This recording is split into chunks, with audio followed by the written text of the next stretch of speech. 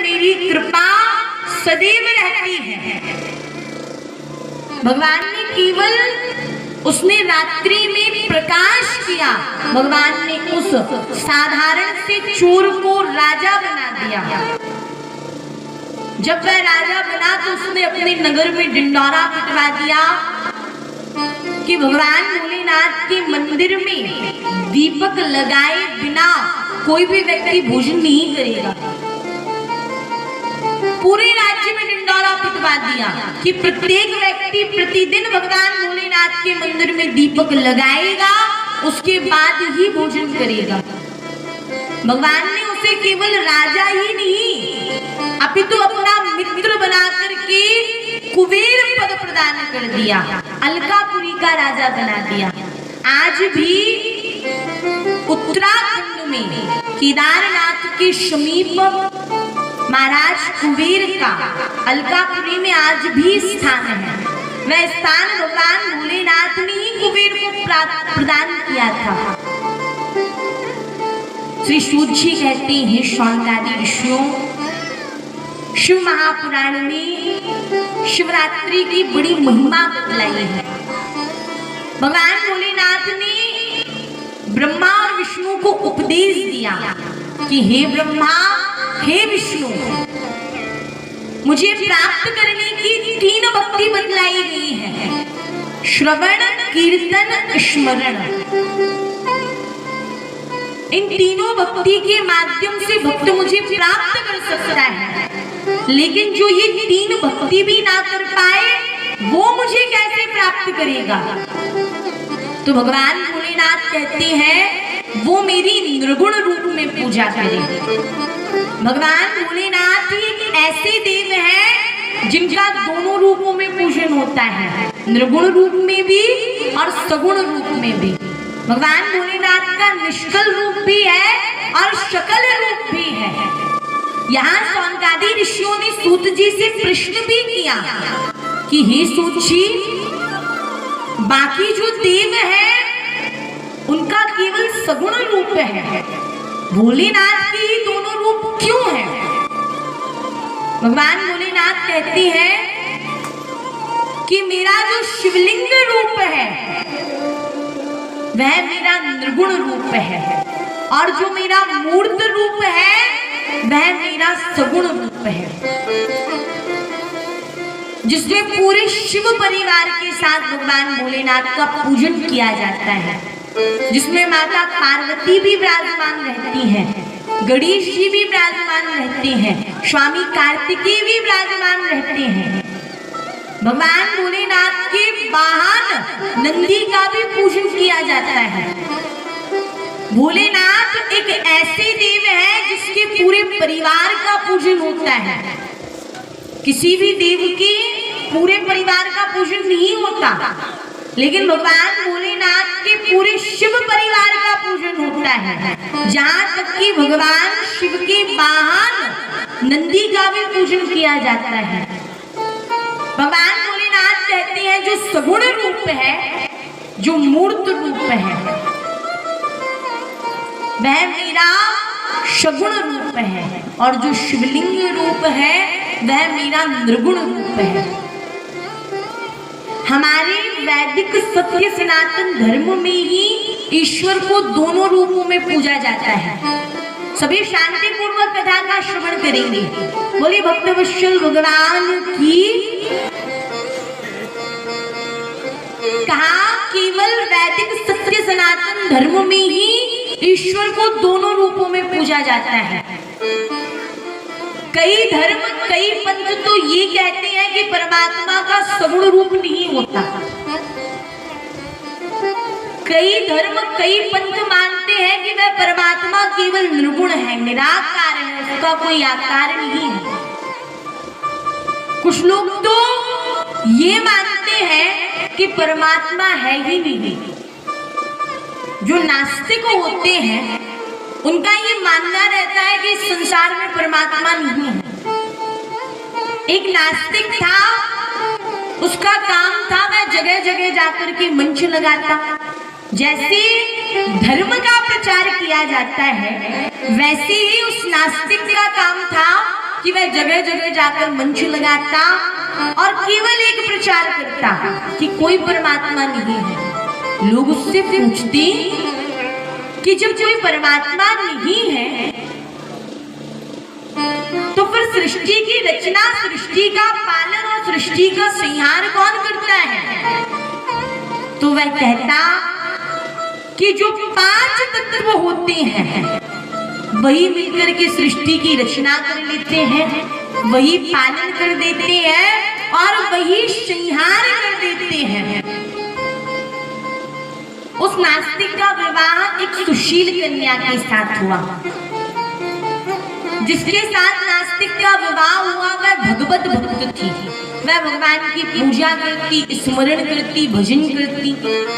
तो नास्तिक अपनी पत्नी को समझाता कि कहाँ तुम 24 घंटे भगवान के भजन में लगी रहती हो। अरे भगवान के भजन को छोड़ो, इस संसार में कोई परमात्मा नहीं है। परंतु उसकी पत्नी नहीं मानती। अब कुछ समय के बाद एक बालक हुआ। नास्तिक बालक को भी यही शिक्षा देता कि कोई भगवान नहीं होता, कोई परमात्मा नहीं होता। लेकिन वह जो बालक था वह ज्यादातर अपनी माता के साथ रहा करता था, इसलिए वह भगवत भक्त बन गया। उसकी श्रद्धा भी भगवान में धीरे धीरे करके होने लगी। नास्तिक ने समझाया कि तुम्हारी माँ तो भगवान के भजन में पागल हो गई है, लेकिन कोई परमात्मा नहीं है, कोई भगवान नहीं है। और भगवान का भजन करके तुम अपना समय व्यर्थ मत गवाया करो। उस बालक ने मन में विचार किया कि मेरे पिता तो नास्तिक हैं, मैं उन्हें नास्तिक से आस्तिक कैसे बनाऊं। तभी वहां से एक संत जी निकले। संत जी ने कहा भिक्षा दी। वह बालक भिक्षा लेकर गया, उसने भिक्षा दी। संत जी से कहा महाराज मेरे जो पिता है वह तो नास्तिक है, लेकिन मैं उन्हें नास्तिक से आस्तिक बनाना चाहता हूँ, आप मुझे कोई ऐसा मार्ग बताइए। संत जी ने एक मार्ग बताया। अब उस बालक ने बहुत सुंदर चित्र बनाया और ऐसे स्थान पे लगाया कि कोई भी यदि घर में प्रवेश करेगा तो उसकी सबसे पहली दृष्टि उस चित्र पर पड़ेगी। जब नास्तिक आया उसने चित्र को देखा तो अपने बालक से कहा पुत्र कितना सुंदर चित्र है, ये चित्र किसने बनाया? वह बालक कहने लगा पिताजी ये चित्र तो पृथ्वी ने बनाया। नास्तिक ने कहा कि बेटा सच बताओ ये चित्र किसने बनाया? वह बालक कहने लगा पिताजी ये चित्र तो आकाश ने बनाया। नास्तिक को थोड़ा सा क्रोध आया। नास्तिक ने कहा सच बताओ ये चित्र किसने बनाया? वह बालक कहने लगा पिताजी ये चित्र जल ने बनाया। नास्तिक कहने लगा सच बताइए ये चित्र किसने बनाया? वह कहने लगा पिताजी ये चित्र तो अग्नि ने बनाया। नास्तिक ने कहा कि बेटा सच बताइए ये चित्र किसने बनाया? वह कहने लगा पिताजी ये चित्र वायु ने बनाया। नास्तिक ने कहा सच बताता है या नहीं?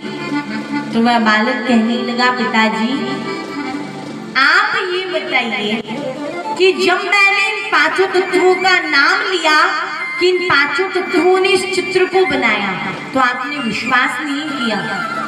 आप विचार कीजिए कि जब ये 5 तत्व मिलकर के एक छोटा चित्र नहीं बना सकते तो सृष्टि की रचना तो बहुत दूर की बात है। इसलिए आप मान लीजिए कि जो सृष्टि की रचना करता है, जिसके नेत्र खोलने से सृष्टि की रचना हो जाती है, मुस्कुराने मात्र से सृष्टि का पालन हो जाता है। और हमारे भगवान इतने सुकुमार हैं कि नेत्र खोलने में और मुस्कुराने में ही थक जाते हैं। अब बताइए, संसार में ऐसा कोई व्यक्ति होगा जो नेत्र खोलने में और मुस्कुराने में थक जाए? लेकिन भगवान इतने सुकुमार हैं कि नेत्र खोलने में और मुस्कुराने में ही थक जाते हैं। भगवान अपने नेत्रों को बंद कर लेते हैं और जैसे ही नेत्रों को बंद करते हैं सृष्टि का संहार हो जाता है। तो कहा कि जिसके नेत्र खोलने में, मुस्कुराने में, नेत्र बंद करने में जितना व्यक्ति को समय लगता है उतने समय में वह परमात्मा सृष्टि को बना देता है, सृष्टि का पालन कर देता है और सृष्टि का संहार कर देता है। बालक कहने लगा, पिताजी आप मान लीजिए कि जिसने इन पांचों तत्वों को बनाया है वह भगवान है, वही परमात्मा है।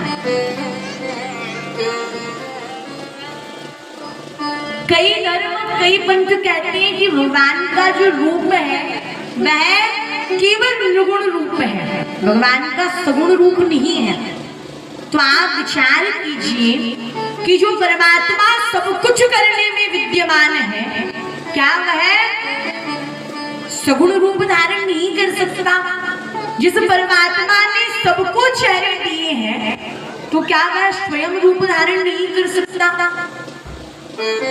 कई धर्म, कई पंथ तो कहते हैं कि वह परमात्मा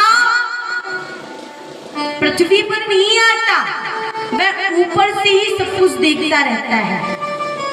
कई लोगों का ऐसा मानना रहता है कि भगवान कभी पृथ्वी पर नहीं आते, वो तो ऊपर से अपने लोक में बैठकर सब कुछ देखते हैं। लेकिन यदि ऐसा होता, यदि कृष्ण अवतार नहीं होता तो भागवत कैसे लिखी जाती?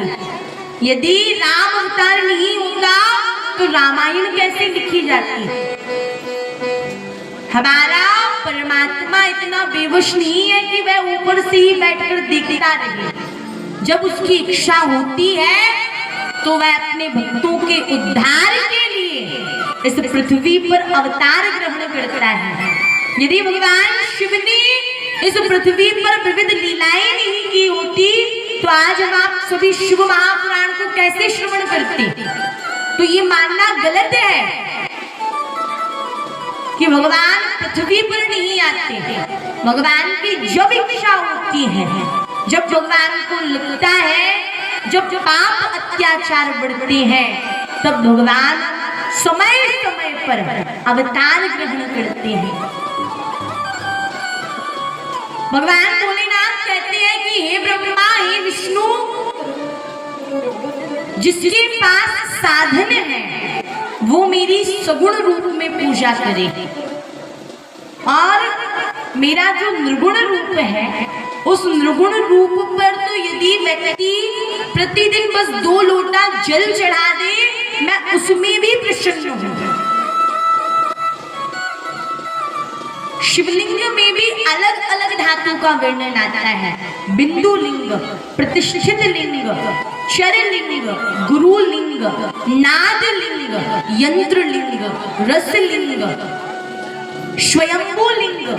कभी कभी हमें देखने को मिलता है कि भगवान भोलेनाथ की पिंडी स्वयं पृथ्वी से बाहर निकल आती है, जो स्वप्रतिष्ठित होती है, उसमें प्राण प्रतिष्ठा करने की आवश्यकता नहीं होती, वह स्वयंभू लिंग होती है। शिलालिंग, शिलालिंग का एक प्रकार है नर्मदेश्वर।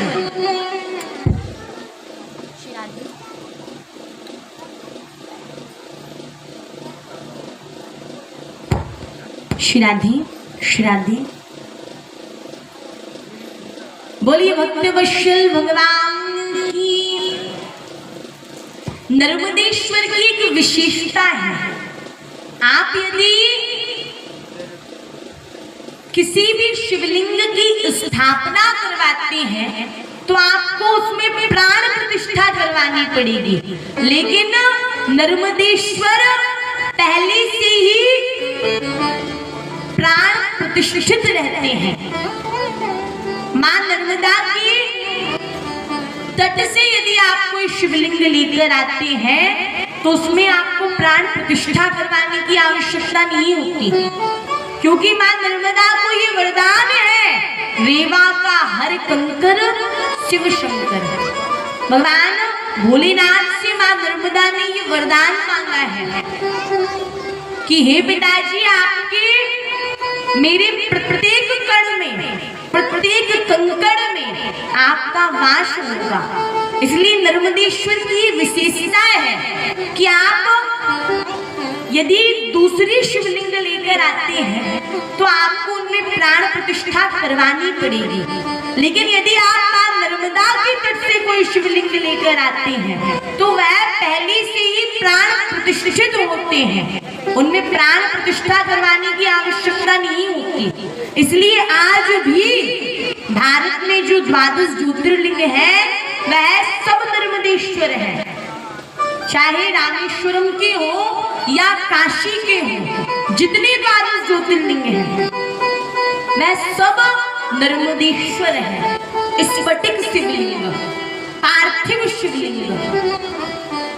कलयुग में पार्थिव शिवलिंग की सबसे अधिक महिमा बतलाई गई है। सतयुग में हीरे से जड़ित शिवलिंग का पूजन किया जाता था। त्रेता में स्वर्ण से जड़ित शिवलिंग का पूजन किया जाता था। द्वापर में चांदी के शिवलिंग का पूजन होता था, लेकिन कलयुग में सबसे ज्यादा महिमा पार्थिव शिवलिंग की बतलाई गई है। जो मिट्टी के शिवलिंग हम बनाकर उनका पूजन करते हैं, सबसे ज्यादा महिमा पार्थिव शिवलिंग की बतलाई गई है।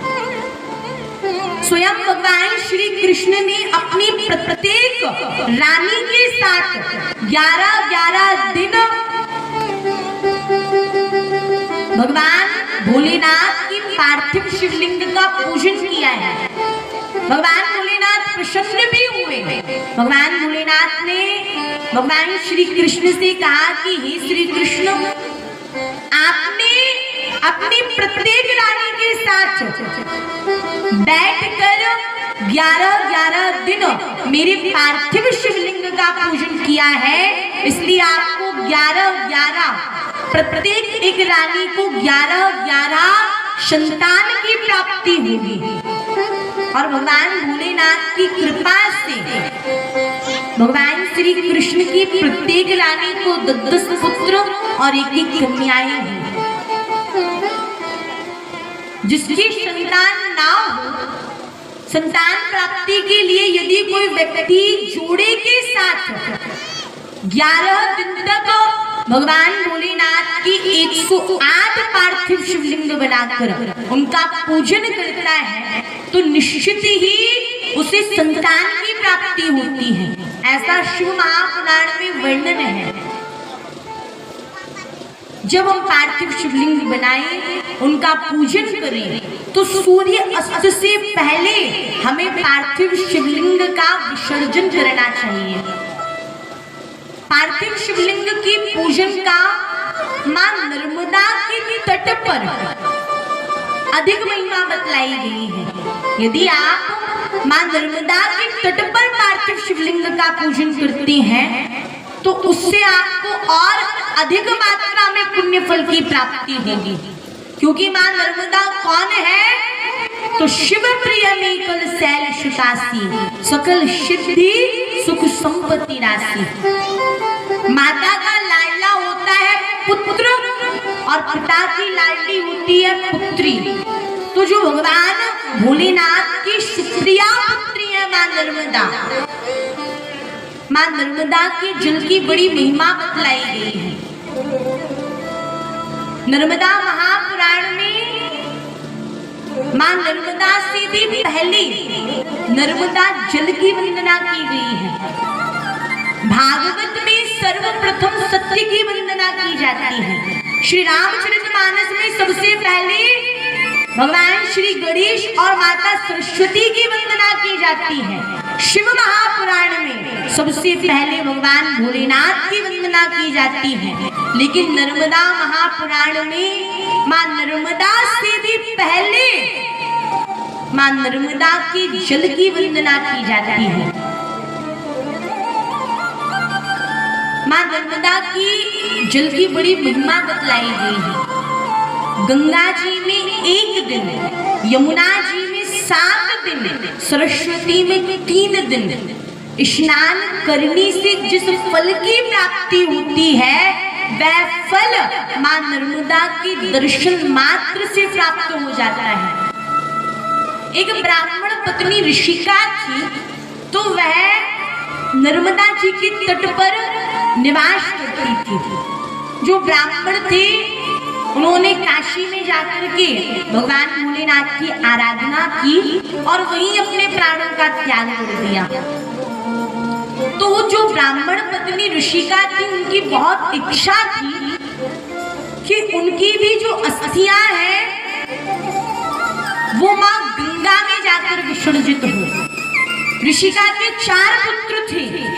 उन्होंने अपने 4 पुत्रों से कहा कि हे पुत्र, जब मेरी मृत्यु हो तो मेरी अस्थियों को तुम गंगा जी में जाकर विसर्जित करना।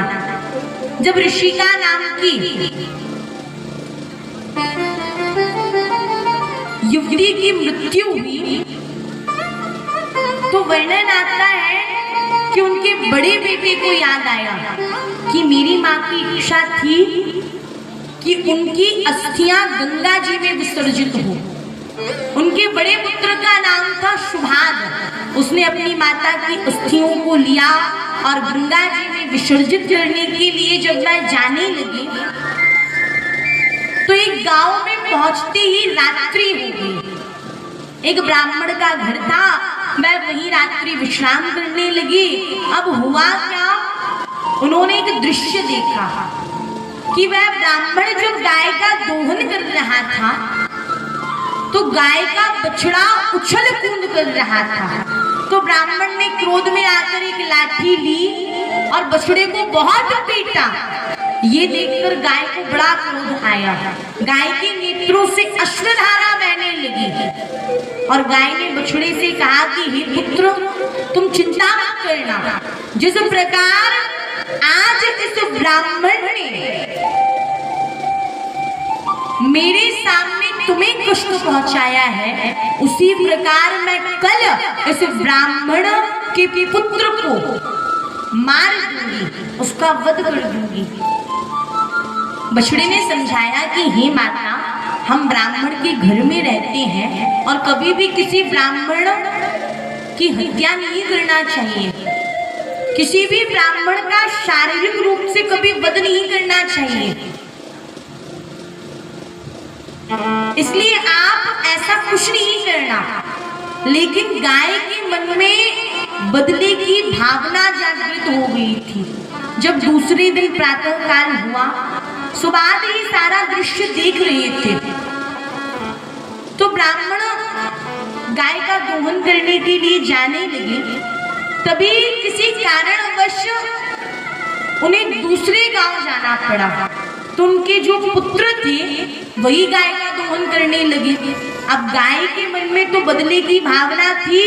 गाय ने उस ब्राह्मण के पुत्र पर आक्रमण किया और अपने सींगों से उस ब्राह्मण के पुत्र को मार दिया। जैसे ब्राह्मण की हत्या की तो वह जो सफेद गाय थी वह काली पड़ गई। सुबह भी सारा दृश्य देख रहे थे। उस गाय ने अपनी पूंछ को ऊपर उठाकर वह गाय तीव्रता से तेज वेग से भागने लगी। सुभाग ने गाय का पीछा किया कि ये गाय आखिर जा कहाँ रही है। वह गाय दौड़ती गई, दौड़ती गई, दौड़ती गई और मां नर्मदा के तट पर जाकर जब उसने मां नर्मदा के जल में डुबकी लगाई तो डुबकी लगाते ही वह जो काली गाय थी जिसका रंग काला पड़ गया था, डुबकी लगाते ही वह काली गाय का रंग पुनः सफेद हो गया। ये मां नर्मदा की जल की महिमा है जो ब्रह्म हत्या जैसे पापों को भी नष्ट कर देती है। गंगा जी ज्ञान को प्रदान करती हैं, यमुना जी भक्ति को प्रदान करती हैं, गोदावरी ऐश्वर्य को प्रदान करती हैं, कृष्णा कामना को प्रदान करती हैं, सरस्वती विवेक को प्रदान करती हैं, लेकिन मां नर्मदा एक ऐसी सरिता है जो मोक्ष को प्रदान करती है। इसलिए मां नर्मदा को मोक्षदायिनी कहा जाता है। सुभाग ने जब यह दृश्य देखा तो वह भी आश्चर्यचकित रह गई। तभी उनको याद आया कि मैं तो गंगा जी अस्थियों को विसर्जित करने के लिए जा रहा हूँ। मैं गंगा जी की ओर बढ़ी, कितने में भगवान भोलेनाथ प्रकट हो गए। भगवान भोलेनाथ ने कहा कि हे सुभाग, जिस गंगा में तुम इन अस्थियों को विसर्जित करने के लिए जा रहे हो, आज वही गंगा नर्मदा में स्नान करने के लिए आई है। आज की जो तिथि है वह वैशाख माह की शुक्ल पक्ष की सप्तमी तिथि है और इस तिथि को स्वयं गंगा नर्मदा में स्नान करने के लिए आती है। एक बार गंगा जी रोते हुए भगवान भोलेनाथ के समक्ष पहुंची। भोलेनाथ से कहा कि प्रभु, इन पापियों के अत्याचार बढ़ रहे हैं, आप इसका कोई निवारण कीजिए। भगवान भोलेनाथ कहने लगे कि हे गंगा, अब तुम निश्चिंत रहो, क्योंकि मैंने तुम्हारी ही समान एक और गंगा का प्रादुर्भाव किया है, एक और गंगा का प्राकट्य हो गया है। गंगा ने कहा कि प्रभु, जब मैं थी तो आपने एक और गंगा का प्राकट्य क्यों किया? भगवान भोलेनाथ कहने लगे कि हे गंगा,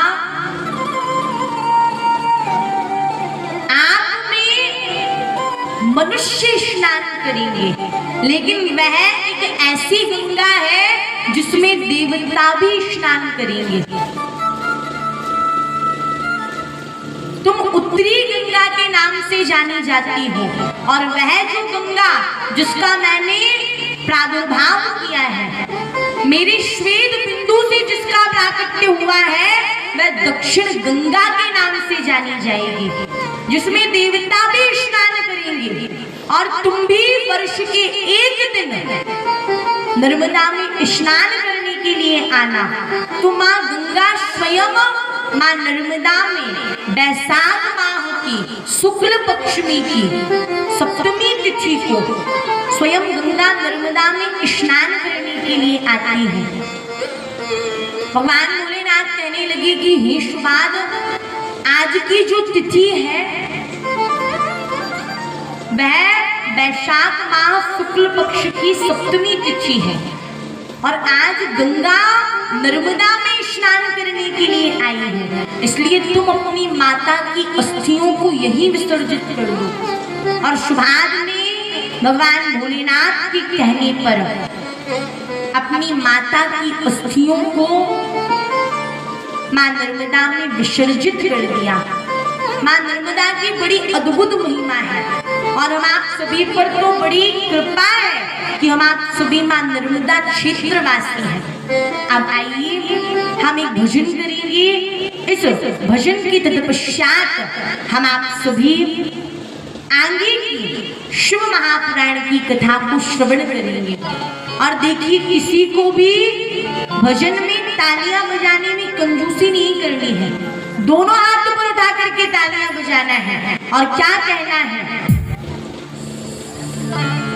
कृपा करो हम पे मान रमदे, दया करो हम पे मान रमदे, ओ भक्त बत्सल कहानी वाली, करो हम पे रमदे, ओ भक्त बत्सल कहानी वाली, दया करो हम पे मान रमदे, ओ भक्त बत्सल कहानी वाली, दया करो हम पे मान